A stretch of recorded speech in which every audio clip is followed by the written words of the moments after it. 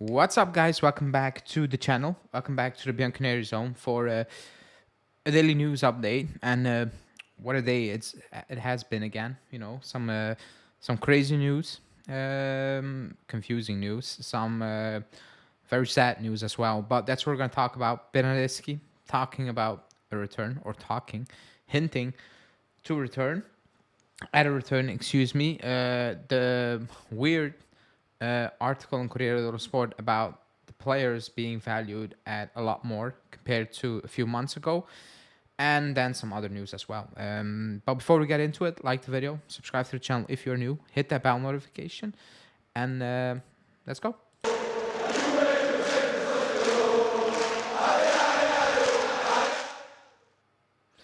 Okay, so the day started off with a Corriere dello Sport news report about the players being valued at a much higher fee. And I thought that was kind of strange because based on performances, that was not really expected. Then you need to delve into the article a bit more, and you see that they just use transfer market, and not even for some things. They just put out an article saying the club is, certain players have been upped in value, some like 10 times more the value they were at the start of the season, and they just made up the numbers to make things look very good. And things are looking better compared to last season in some aspects, and players, the value of certain players has gone up. Yildiz, it's not because what he did for us. Like, let's be completely honest. Like, his value went up maybe a little bit because he played in the first team. He was introduced to the first team, so his value went up. However, I think his value went up a little bit more, and maybe a lot more, compared to just him going into the first team when he scored for Turkey against Germany, and when he played in those. He played more minutes for Turkey than for us this season, So I think the value went up there. Miretti's value has gone up just by default. If you play more, your value goes up unless you reach a certain age, basically.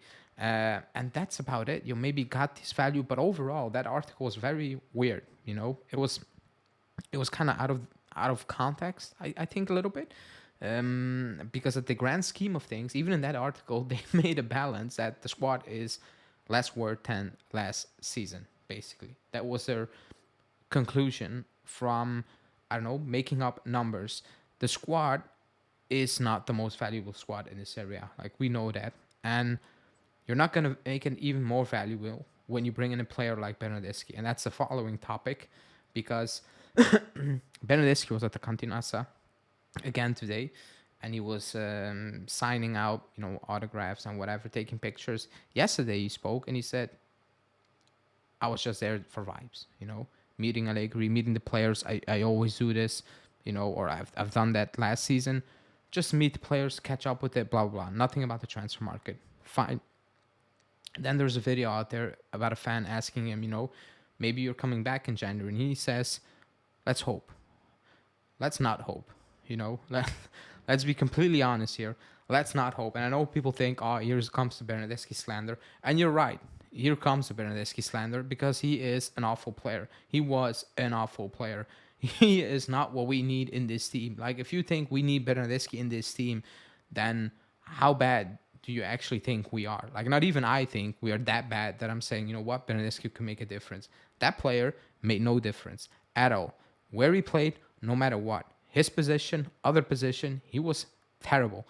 From minute 1 through minute 90, I think people forget how bad he was. He was tripping and falling over his own feet, trying to backheel a pass and tripping himself. Like, it was extremely bad. It was so bad that he scored against San Marino, and he took a shot at Pirlo. And I was like, dude, you're awful. You are one of the worst signings I've seen, because the money we paid for you, and the fee you were on, the salary, not his fault. However, in the grand scheme of things, that's one of the worst signings I've seen in recent memory because it was terrible. Maybe the first year, year and a half, 2 years, I'll give him that. Other than that, I have no idea what I was looking at when Bernardeschi played. He was one heck of a average footballer. No matter what he does, he is average. And there shouldn't be, hopefully, there should be nothing. I'd rather sign nobody than bring in Bernardeschi. I'd rather do that because he was so bad, and it was so frustrating to watch him. Now imagine watching him on that wing, whatever you want to call it, and also watching a player like McKennie. And McKennie has been playing well defensively, but going forward, it's very average. Like nothing is happening when McKennie goes forward when he's possession, and that's not his fault. That's who he is. Now imagine if Weah, because I don't know what's happening with Weah, will he be ever fit to play a couple of games? At this rate, probably not. Now imagine you replace McKennie with Bernardeschi. That's not what we need. Like bringing in Bernardeschi, a player like Bernardeschi or Bernardeschi himself, is not gonna make the difference. It's not gonna take us from 2 points from Inter to 2 points above Inter. That's not gonna happen. We are missing something completely different. And again, bringing old players back, stop doing that. I will keep repeating it. Stop doing that. Just stop.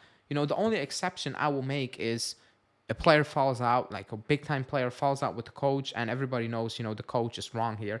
The coach gets sacked, the player comes back a year or two after. Then I'm like, okay, that was circumstances. You were a class player. Maybe I could make an exception for that. But even with the continues, like try new things. You don't need to do these things. You absolutely do not need to do these things. Same with Douglas Costa. We need help, and yes, it's cheap help, but that should be the extreme level of last resorts ever. That should be desperation mode, and we need to bring in Bernardeschi. But even then, like that's a terrible thought. To come into the January window and the club is, ta-da, here we go, Bernardeschi, let's push for that title. That's a terrible prospect to look forward to because, wow, I think everybody was on the channel when Bernardeschi was still playing for us.